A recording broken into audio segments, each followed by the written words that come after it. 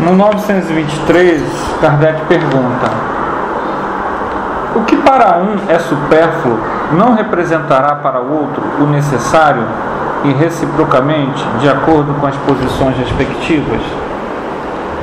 Sim, os espíritos respondem, conforme as vossas ideias materiais, aos vossos preconceitos, à vossa ambição e às vossas ridículas extravagâncias, a que o futuro fará justiça quando compreenderdes a verdade.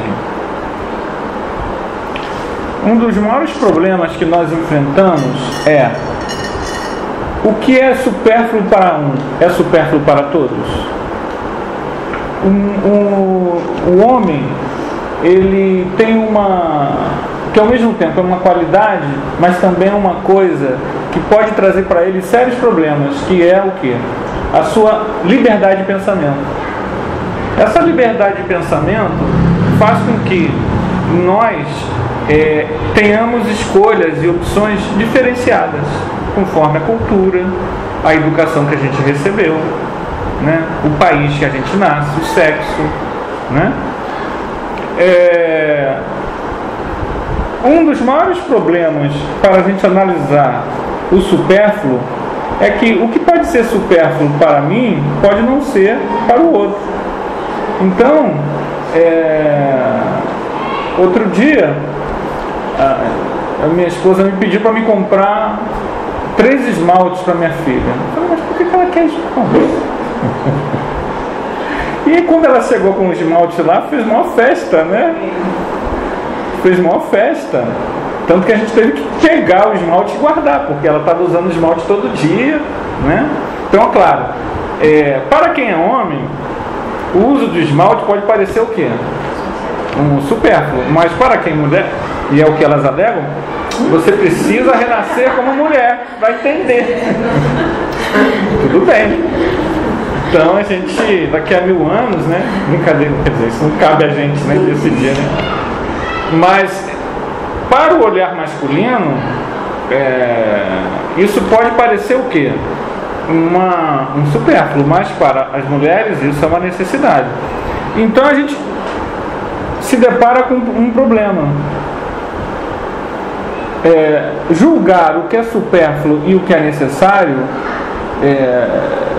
vai exigir de cada um o autoconhecimento. Então, sem o autoconhecimento, nós nunca vamos saber que o supérfluo existe. O supérfluo ele só começa a existir na medida em que você tem um discernimento que possa confrontar os seus hábitos. Porque o maior problema do necessário é que ele está arraigado aos nossos hábitos. O nosso problema hoje, ano passado, eu vi uma coisa que eu fiquei surpreso. E essas notícias de noticiário de TV, elas são geralmente 5, 6 segundos. Mas eu fiquei ali uns 2 minutos perplexo. Era inverno na Europa e uma estação de esqui, que agora não me lembro, muito famosa, eles mostraram que ela deveria estar coberta de neve.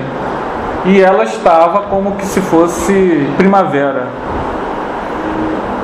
E aí a gente olhou aquilo e percebemos que o mundo está diferente.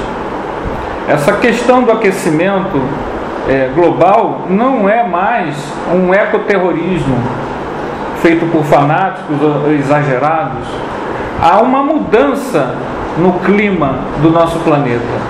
E o maior problema dessa mudança do clima é que essa mudança ela é proporcionada pelo nosso consumo, pelo uso da máquina, pelo gasto do planeta e pela forma com que a gente está lidando com as questões do planeta. Se fosse um consumo necessário, não haveria o desequilíbrio do planeta. É o que a doutrina espírita nos mostra. Sempre que você não abusa do consumo, você não sente dor. Se você está dentro de uma regra em que a tua consciência divina está te deixando tranquilo, não há dor. Se você começa a perceber que o planeta está doente, e essa doença não é, como falou um filme aí há pouco tempo, em que ele acusava, acho que o filme, eu vi esse filme, mas eu acho que o título é 2012. E você vendo o filme dizia que o problema do planeta era externo ao planeta. O problema era que o Sol estava aquecendo o planeta, né? Para quem tem olhos de ver, você percebe que esses filmes, eles não são assim, eu tive uma ideia, vamos fazer o filme, as coisas não são assim. Há toda uma questão de financiamento, propaganda, publicidade. E hoje a gente vive um confronto de ideias. Que confronto é esse? Alguns dizem, e são muito bem financiados para assim dizer, que não há problema nenhum, que o aquecimento global é uma questão natural e que já aconteceu outras vezes e que vai acontecer sempre. Não tem nada a ver com o estilo de vida que as pessoas têm tomado, né? Não tem nada a ver. E outros dizem que não, que a coisa está séria, que a coisa é grave. Você tem um problema da extinção dos ursos polares, por quê? Há uma previsão, a mais otimista diz que em 2050 o Ártico vai descongelar. E a mais pessimista diz que é em 2020 que o Ártico vai descongelar. O Ártico descongelando, o urso polar, que vive no Polo Norte, ele deve sofrer quase que uma extinção. E o nível da água vai se elevar. É claro que não vai inundar o Rio de Janeiro, né? A gente se preocupa o quê?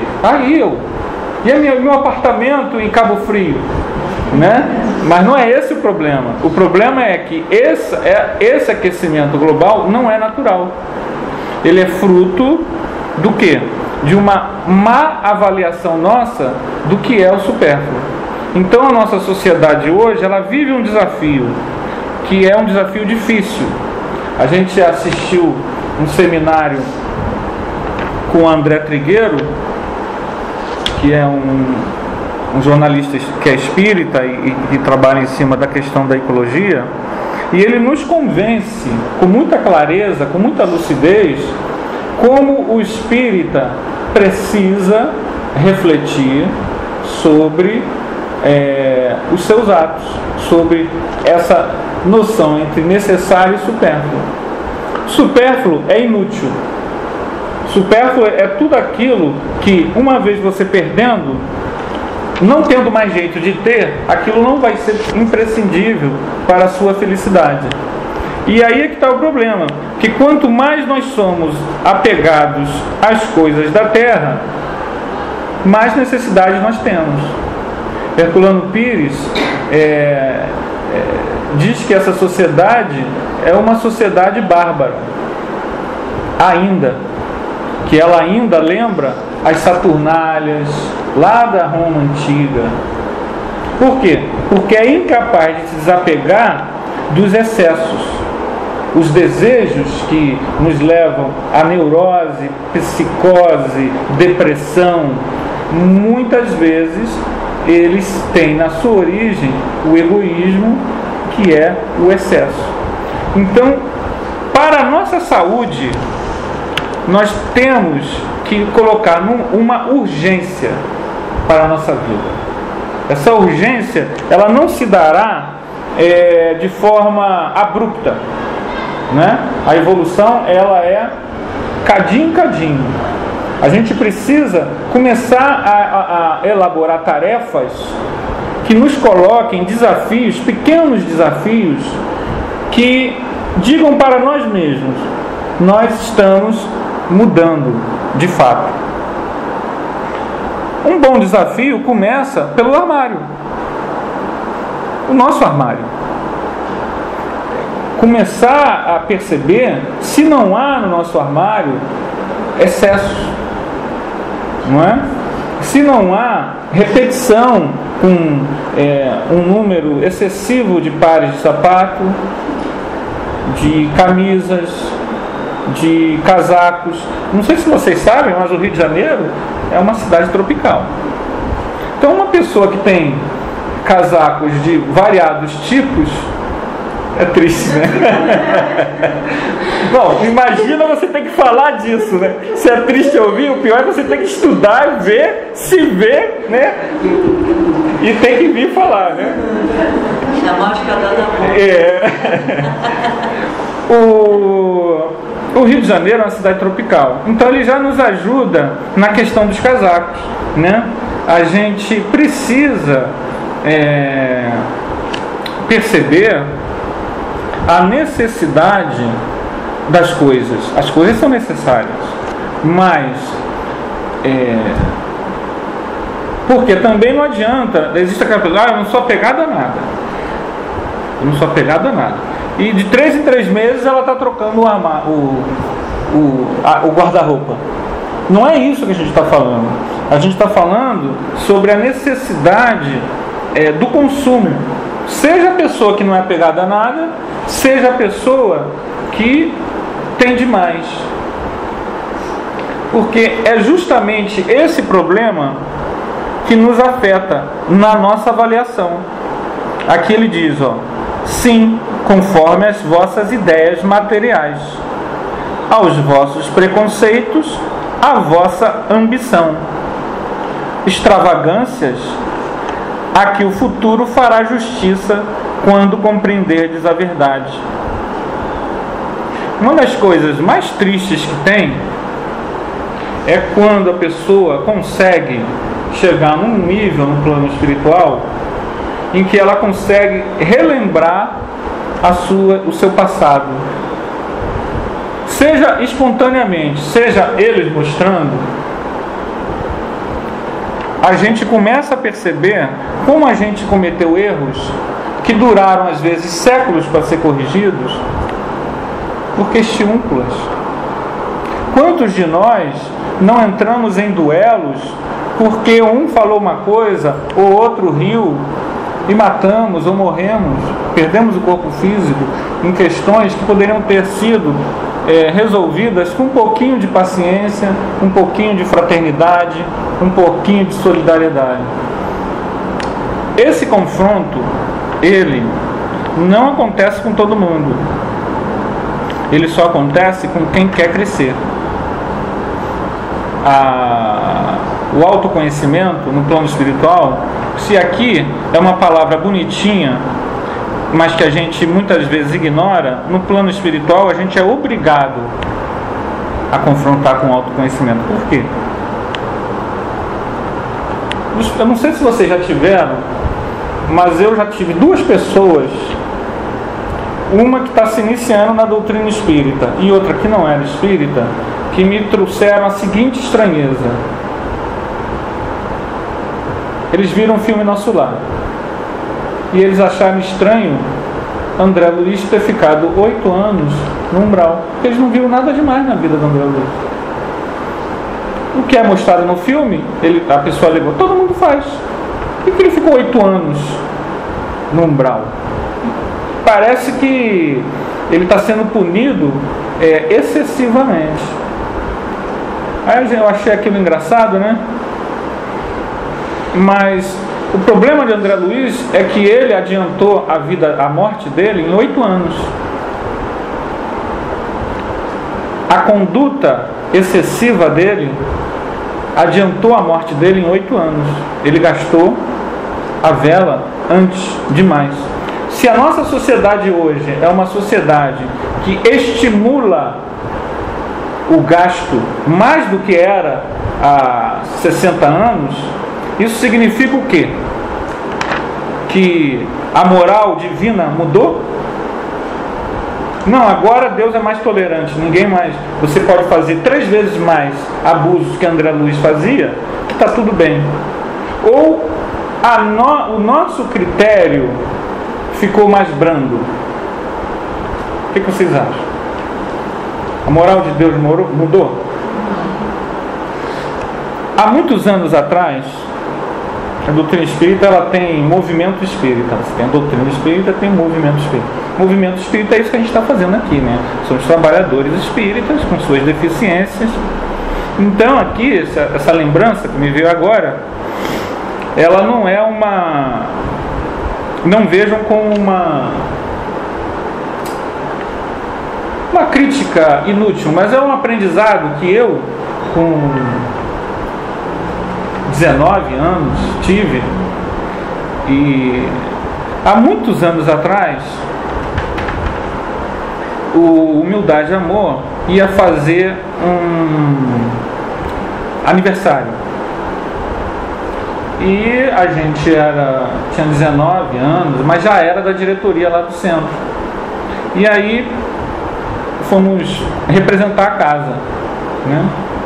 Humildade e Amor não era o que é hoje. Era uma casinha pequenininha, não era esse prédio que tem hoje, não. Era uma casa. E eles chamaram pessoas do movimento espírita, do Estado, né? Chamaram um médium muito conhecido à época, João Nunes Maia, que psicografava muitos livros, agora já está desencarnado. Nós pudemos conhecê-lo. E chamou um orador X. Esse orador não foi, ele escrevia na época no Reformador, inclusive era bem conhecido, ele não foi. Ele mandou um representante da casa dele. E o orador começou a palestra o centro cheio, dizendo que não existia mais umbral,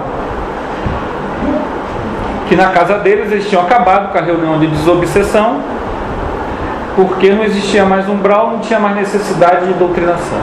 Acabou, né? Ele começou a palestra assim, e a palestra, vocês imaginam o que aconteceu? A casa cheia de dirigente espírita, né? Aí o seu Humberto, que era o presidente do Humildade e Amor, né? Houve um debate. Eu com 19 anos, eu fiz perguntas. De onde que o senhor tirou isso? Eu fiz a pergunta. Ele falou, não, dos mesmos livros que você vê, do livro de André Luiz. Ah, então tá bom. E a palestra dele foi interrompida, porque mesmo que quisessem deixar, não tinha como, porque virou um alvoroço danado, né? E aí é que eu tinha percebido, eu nunca tinha ouvido falar que alguém pudesse alegar uma coisa dessa, né? Por quê? Porque o umbral não é uma construção teórica. O umbral é o conteúdo íntimo dos seres humanos.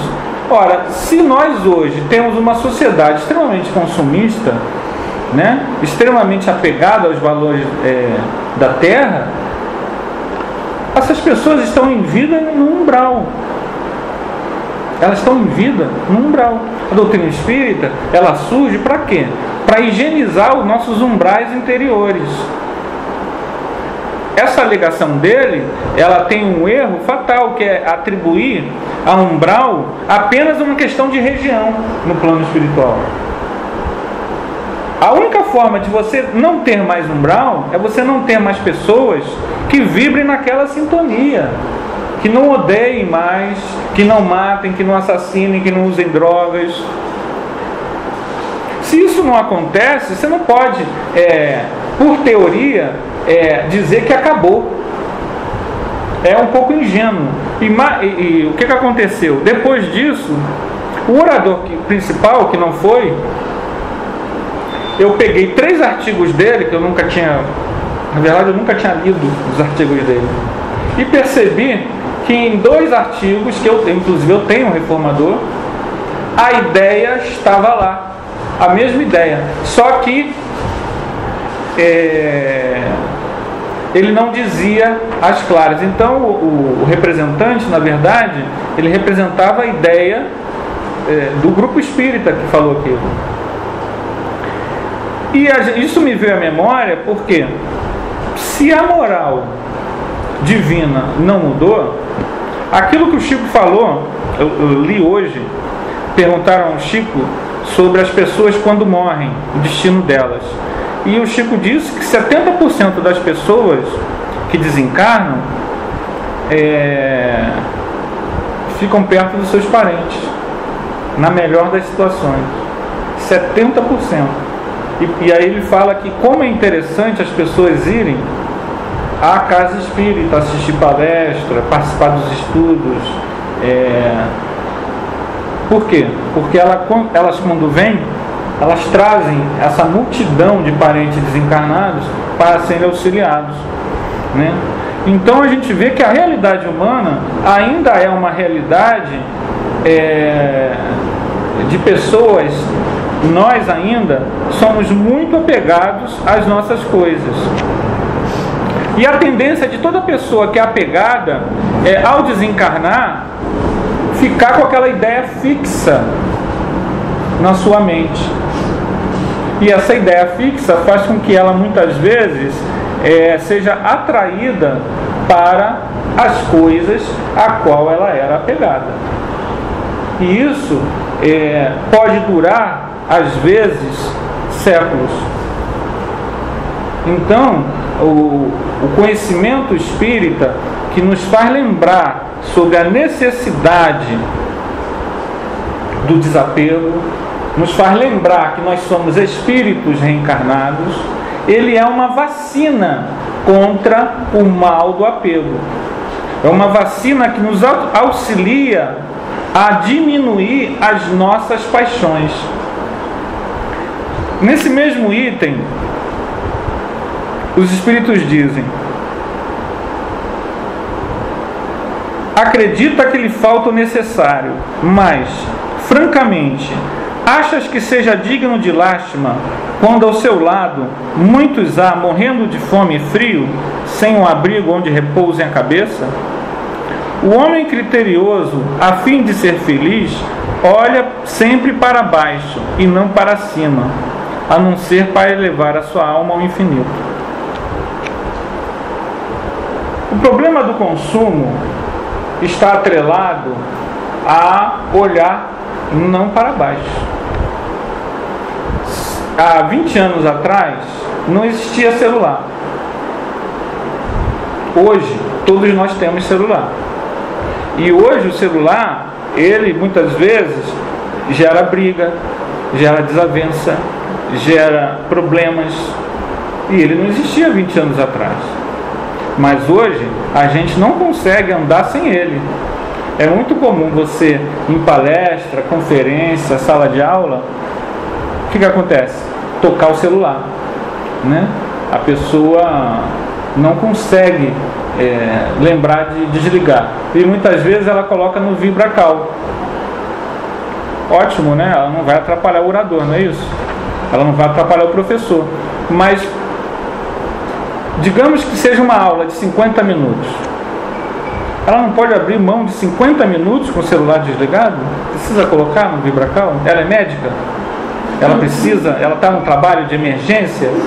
Então, não estou dizendo que a gente não coloque no VibraCal, não é isso. O que eu estou querendo falar é sobre a importância que isso tomou na nossa vida. Então você tem o problema do celular. Mas só que eu tenho o celular, o meu primeiro celular, eu ainda tenho ele guardado lá na Mega Vida. Era um troço desse tamanho assim, né? Um tijolão. Muito bem. Hoje os celulares, eles são celular, o que mais? MP3, rádio, não sei o que, televisão, internet. Então, se eu tenho um celular que não tem MP3, eu tenho que trocar por um que tem MP3. Se o meu tem MP3, mas a tela é pequena, eu tenho que trocar um que tem a tela pequena. Se eu não tenho, ele tem MP3, mas ele não tem Bluetooth, né? Então eu tenho que trocar por um que tem Bluetooth. Ele tem Bluetooth, mas não tem câmera de vídeo, eu tenho que trocar por um que tem câmera de vídeo. E agora eu tenho que trocar porque tem GPS, porque é internet, não sei o que lá. O problema do consumo avassalador está aí, nessa ausência nossa de critérios, até onde a gente tem que parar. Não é proibido ter o celular de última linha. Não é proibido. O nosso problema é em sala de aula, né? Quem tem experiência em sala de aula, o pessoal estava encarnando no meu celular, os alunos, né? Meus celulares Jurássico, sei que eu dele. Aula, sala, em local carente. Os celulares deles são celulares de R$1.000, R$900, R$800. Então você fica pensando, tudo bem, tem algum problema a pessoa consumir? Mas quais são os limites disso, né? Esses pais que estão dando celular para essas crianças, qual é a urgência que essas crianças têm de ter um celular de R$1.000? Eles quando vem o meu celular em cima da mesa, né? Eles fazem questão de, professor, isso aí o senhor tem que jogar no lixo, né? Eu não sei se vocês estão entendendo qual é a ideia. Não tem nenhum problema ter um celular de R$1.000. Mas por que uma criança tem um celular de R$1.000? Muitas vezes esses pais, eles não dão educação, porque eles estão quase jogando a gente para fora da janela, professor. Eles não dão carinho, eles não dão atenção, mas eles estouram a conta do cartão de crédito para comprar um celular de R$1.000. A gente tem um bom critério para avaliar o nosso supérfluo, o nosso necessário. Nosso cartão de crédito. O cartão de crédito nos ajuda a ver se nós estamos com excesso ou não. Se nós temos... Outra coisa que ajuda são esses cartões de loja. Você tem um cartão na loja pernambucana. Não, eu vou comprar por 3 meses, é uma parcela de 3 meses. Tá. Depois compra mais uma, mais de 4 meses. Pega as boletas. Se você tem boleta o ano todo, né? Tá na hora de começar a fazer o quê? Esse processo de reflexão sobre o fato de você ter sempre cartelas para pagar. Não é uma coisa assim, não, eu preciso porque eu não tenho e tenho que ir lá, eu vou viajar para o Rio Grande do Sul, lá é frio e eu não tenho casaco para aquele frio. Não é isso. É uma coisa assim de você estar constantemente consumindo. Toda a nossa sociedade está nesse processo do consumo arraigado. Isso traz lá na frente dor e frustração. Quando vem a dor, quando vem a frustração, quando vem o problema, a gente reclama e diz assim, não, mas por que Deus escolheu logo a mim? Né? Por que a gente... por que eu fui o atingido? O murmúrio é um sinal de que aquela dor não é uma prova, não é um desafio, é uma expiação. Você tem culpa no cartório. Quando você reclama muito da situação em que você se encontra, é sinal de que você é o responsável por aquela situação. Não é uma prova que você está sendo desafiado para ver se você cresce. Não, é uma expiação. Então a gente precisa estar atento à vigilância. No Evangelho, nós temos a passagem de Zaqueu. Zaqueu é um publicano. O publicano ele tem uma coisa interessante, uma coisa que é interessante, mas que é horrorosa. Ele serve, naquela época, os judeus eles eram dominados pelo Império Romano. O publicano é um judeu que cobra impostos, né, ao império dos seus irmãos de povo, ao Império Romano. E no caso do Zaqueu, ele não era só um publicano, ele era uma espécie de chefe dos publicanos. Ele tinha uma rede de publicanos que cobravam e ele pegava uma porcentagem para ele dos impostos, né? Oficialmente era possível ele fazer isso. Então ele era uma pessoa rica e consequentemente odiado.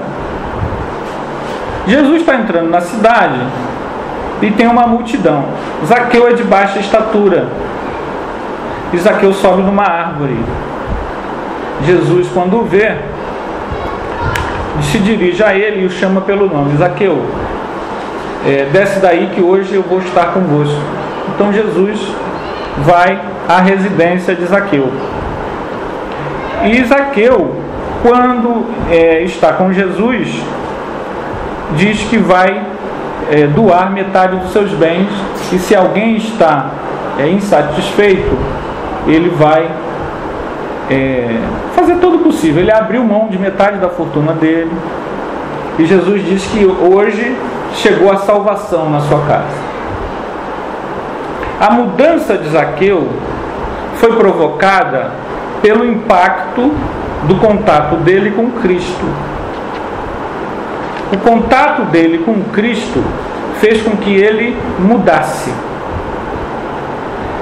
Públio Lentulus, no livro Há 2000 anos, que é o nosso querido Emmanuel, também tem um contato com Cristo. A filha dele está doente e ele adormece, tem um desdobramento e encontra Jesus. E Jesus diz que ele teria duas opções: ou segui-lo agora, ou através dos anos, dos séculos, ou 2000 anos, ou só daqui a 2000 anos, algo assim, não me lembro direito do diálogo.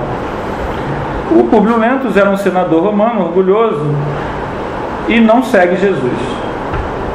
Então a presença do Cristo para o Públio Lentulus não teve o mesmo impacto que teve para Zaqueu. Não houve mudança. E o próprio Emmanuel diz que você, diante do Cristo, você tinha duas reações: ou você fugia, ou você se sublimava. O nosso problema hoje, com o conhecimento espírita, é nos lembrar do Cristo e colocar no nosso autoconhecimento a necessidade do Cristo nos impactar, no nosso íntimo.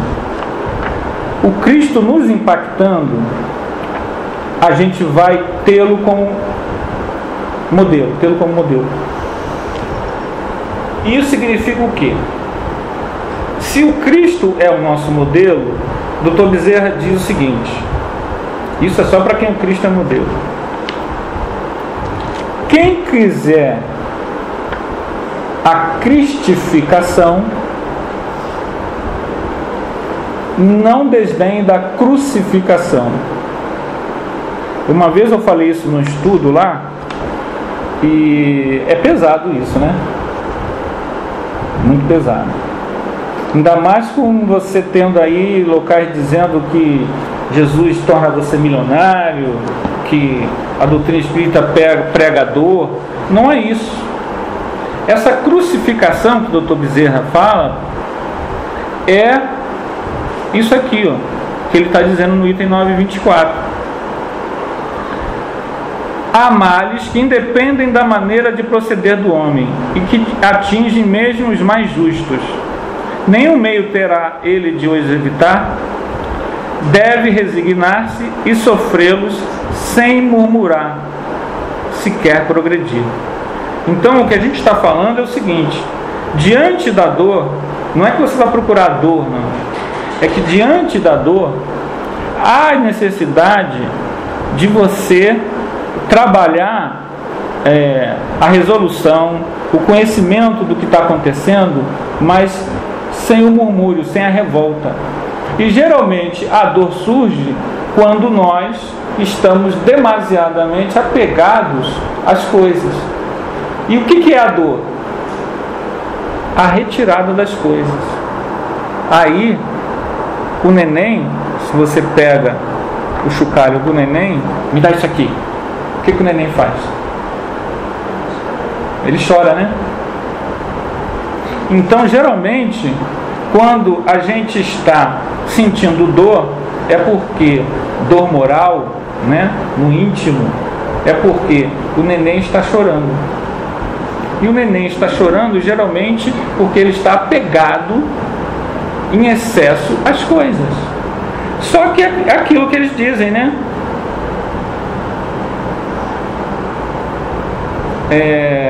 Os budistas falam, né? Sobre como as coisas são passageiras, né? Tudo passa. E a gente acrescenta: as coisas passam, mas nós não passamos. O carro passa, a roupa passa, o corpo físico morre, mas nós continuamos. O problema é, nós continuamos, mas nós queremos o carro, o ente querido, o corpo físico. A sensação que a gente sentia quando encarnado, e o desejo de perpetuar essa sensação, o desejo de estar próximo daqueles que estavam encarnados conosco, nos faz não enxergar o plano espiritual. A gente fica cego. No filme mostra um pouquinho isso, né? A mocinha que morre e o noivo está aqui encarnado, essa cegueira. Certamente que ela chegou ao nosso lar por concessão não por méritos próprios, propriamente, mas porque o círculo familiar auxiliou. Mas ela ainda não tinha experiência, e a ausência de experiência, por isso que eu disse que a questão do supérfluo, ela é difícil, porque ela precisa ser do íntimo. Enquanto você não percebe que aquilo realmente não é necessário, você fica apegado. Só que a lei divina, ela exige o nosso progresso. E para que a gente possa progredir, muitas das vezes só é possível através de um impacto. Esse impacto ele pode ter duas causas.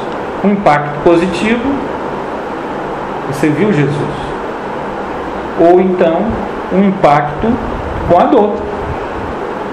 A dor fazendo com que você desperte. As zonas inferiores do plano espiritual, popularmente chamada de umbral, elas existem não como uma punição infernal. Elas existem para gerar esse impacto no ser humano desencarnado. É uma terapia, uma impactoterapia que funciona. Olha que a gente está aqui, ó. A maioria de nós pode ter exceção, mas a maioria de nós só é espírita hoje porque depois de ter cometido equívocos lá no plano espiritual, tomou consciência da necessidade da mudança.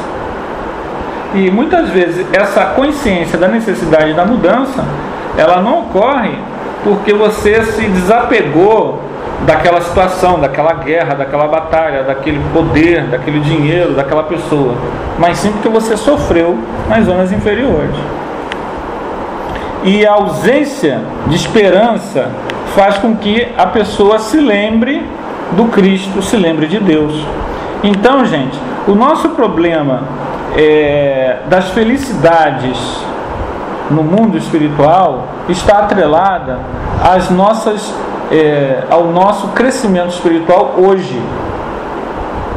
Não é que você tenha que se crucificar para ser feliz.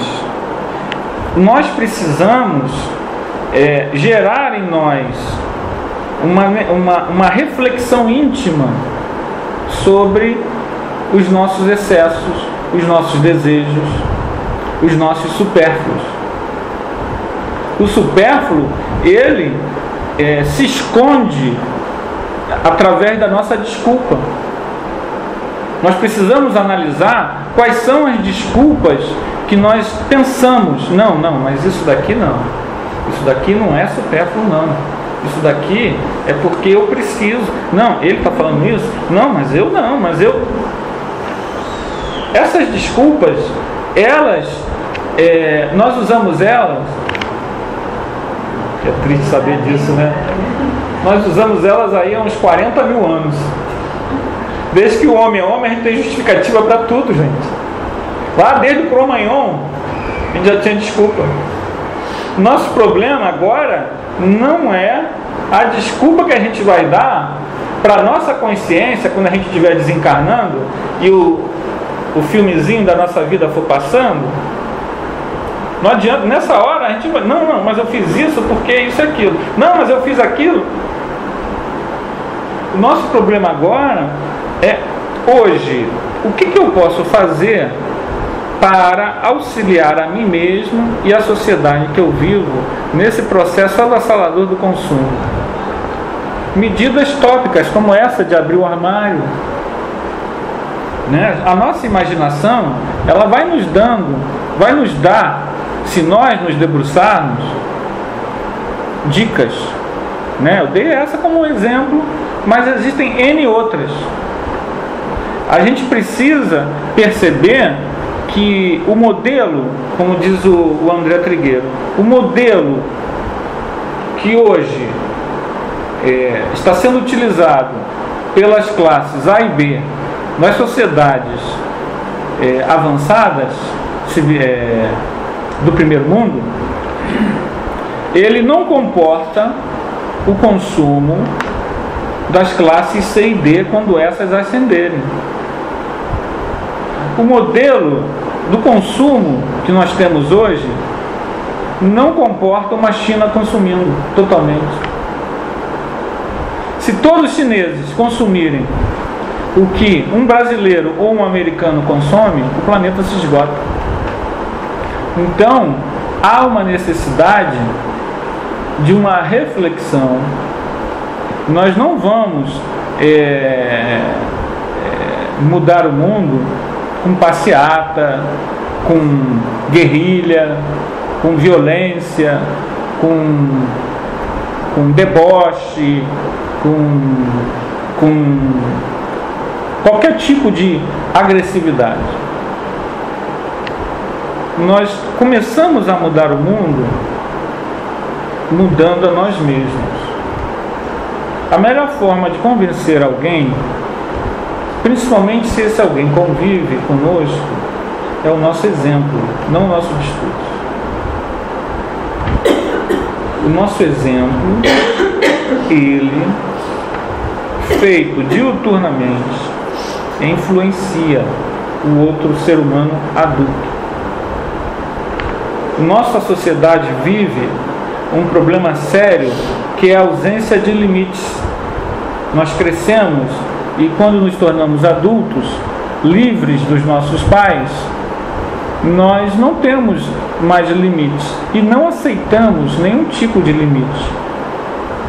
Nós estamos aí vivendo um momento sério em que a ideia do aborto, ele volta com muito vigor. Não vamos, aqui, o tema não é esse, nós não vamos nos apegar à questão do aborto em si e das eleições. Mas o que as pessoas não perceberam é que o debate do aborto tinha que ser feito no momento que a gente voltou para deputado federal. Que são eles que vão votar ou que vão propor. E eles já estão eleitos. A nossa reflexão precisa ser o seguinte: como nós vamos nos comportar se a sociedade aderir, se as leis aí, que os deputados federais já estão eleitos. Qual vai ser a nossa postura? Aderir a transformar o ser humano que está dentro da barriga da mamãe como um objeto? Ou se nós vamos entender que a sociedade materialista, cedo ou tarde, ela consegue o que ela quer, que é o quê? A ausência de limites. Essa ausência de limites é que está trazendo o nosso mundo à situação que está. É a ausência de limites que faz com que a gente ainda tenha hoje no Brasil e em diversos outros países, as favelas, a fome, a prostituição de criança. Essa ausência de limites é que traz para nós toda essa dor, a depressão, a angústia.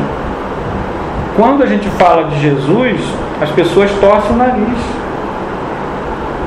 porque é aquela coisa que lembra o falso moralismo, a coerção. Jesus não é nada disso, gente.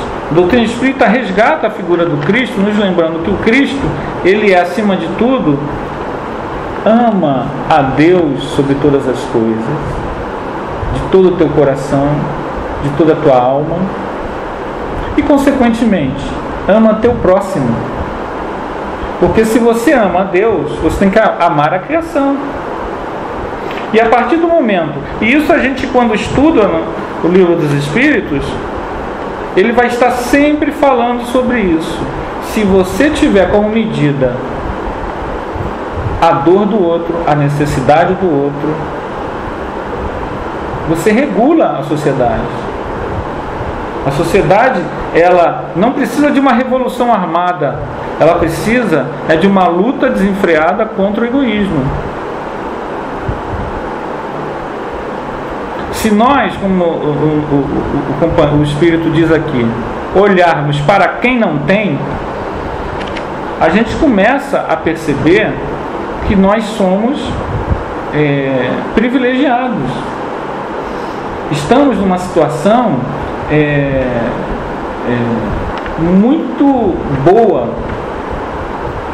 Nós só pensamos que não temos, que precisamos de mais, porque a gente se compara com Antônio Hermílio de Moraes, com Henrique Batista, com os artistas, com a casa do artista, né? A gente olha para aquele que tem mais, a gente quer o quê?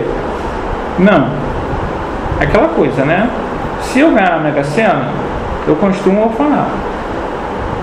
Ou então eu vou dar muito dinheiro, é o que todo mundo diz, né? Eu vou dar muito dinheiro para um orfanato. Porque você está o quê? Barganhando com Deus. Não me dá esses 100 milhões para mim. No último item, eles perguntam sobre por que uns recebem riqueza e outros não.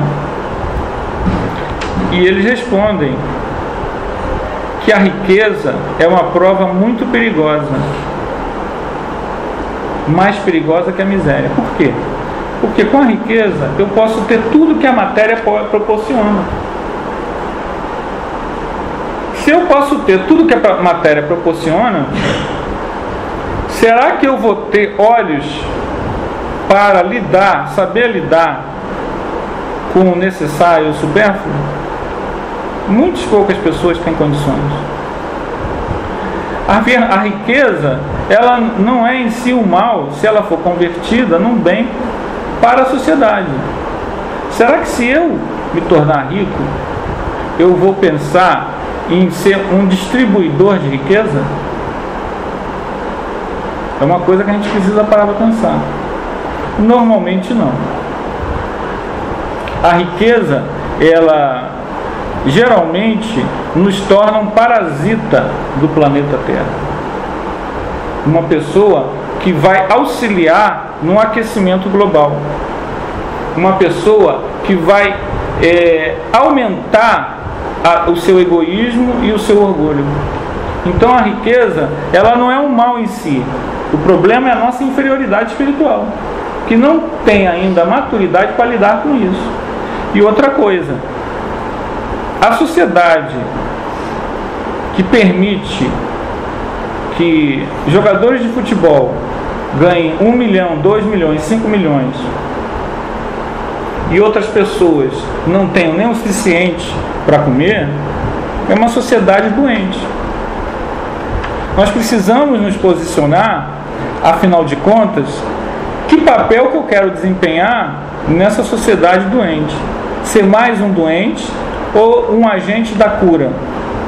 O conhecimento espírita, a sintonia com Jesus, a lembrança da vida de Jesus, o que ele teve, o que ele passou e o que ele deixou, devem nos estimular a mudança. Não é para gerar em nós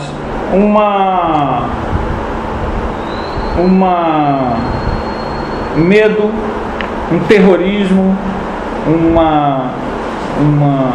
ou que nós nos tornemos franciscanos, né? Sem nenhum bem, só com aquela túnica. Não é isso. O que nós precisamos é iniciar no nosso íntimo o processo de regeneração. O mundo de regeneração se dará com almas regeneradas. Se nós queremos um mundo de regeneração, nós precisamos começar essa regeneração em nós mesmos. E diante da dor que o planeta sofre, nós precisamos ser agentes que tragam o remédio. Ah, mas eu sou umzinho. A minha ação não vai ser capaz de mudar o mundo. Aí vocês conhecem aquela história do beija-flor, né? No incêndio da floresta, não é isso? Eu acho que todo mundo conhece, né? Que o leão chegou com o beija-flor. Você acha, o beija-flor estava tendo incêndio de floresta, o beija-flor pegava lá um pouquinho d'água e jogava, um pouquinho d'água e jogava, e o leão disse: aí, você, beija-flor, você acha que você vai conseguir com essas gotinhas de água apagar o fogo na floresta? Aí o beija-flor diz o quê? Eu estou fazendo a minha parte. Nós precisamos, dentro dos nossos limites, na luta pelo nosso autoconhecimento, na sintonia com o Cristo, em refletir sobre a passagem do Cristo na Terra, sobre o conhecimento espírita que nos favorece uma mudança de postura, porque sabemos com o conhecimento espírita que nós não vamos ficar aqui para sempre, mudar. E a partir do momento em que nós estabelecemos a nós mesmos como nosso instrumento de pesquisa para a mudança,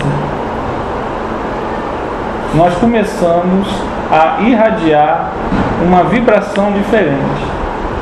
Nós começamos a entrar naquela corrente para frente de todos aqueles que querem mudar. E a gente vai começar a perceber que, ao contrário do que parece, o mundo está melhorando. O mundo nunca esteve tão bem. O problema é que enquanto nós não estivermos na sintonia da solidariedade, nós não conseguimos enxergar essa beleza da mudança que nós estamos vivendo. É um momento de transição. E em todo momento de transição, o nosso desafio é: eu vou mudar ou eu vou continuar um conservador do materialismo? O mundo de regeneração, ele se aproxima. Já conseguimos ver no horizonte a sua presença na Terra. A doutrina espírita está aí, trazendo esses valores para nós. O problema nosso é: eu estou predisposto a abrir o meu coração, meus sentimentos para essa mudança? Eu estou afim? Afinal de contas, eu sou coerente com esse desejo de mudança? Há um quadro muito conhecido, né? De Jesus batendo na porta. Acho que todo mundo já viu, né? Há várias versões desse quadro. Mas essa porta, ela tem uma coisa: ela não tem maçaneta. Por que uma porta não tem maçaneta? Como é que ela abre? Ela só abre por dentro, né? Então esse quadro, ele simboliza Jesus batendo na porta do nosso coração. Só que, assim como é difícil a gente diferenciar o necessário do supérfluo, porque isso exige uma tomada de consciência pessoal e não do outro. Não é de mim para com o outro, é minha. Eu preciso tomar essa consciência disso. Jesus só pode entrar no coração do homem se ele abrir, se ele quiser. Nós já estamos aí, o homem está na Terra há 200 mil anos, o Cro-Magnon desde o Cro-Magnon 40 mil anos. Quando Jesus vai entrar no nosso coração? Quando esses valores que o Cristo passou para nós há 2000 anos vai começar a nortear a nossa mudança? Esse é o nosso desafio. Essa é a nossa tarefa. Antes de nós nascermos,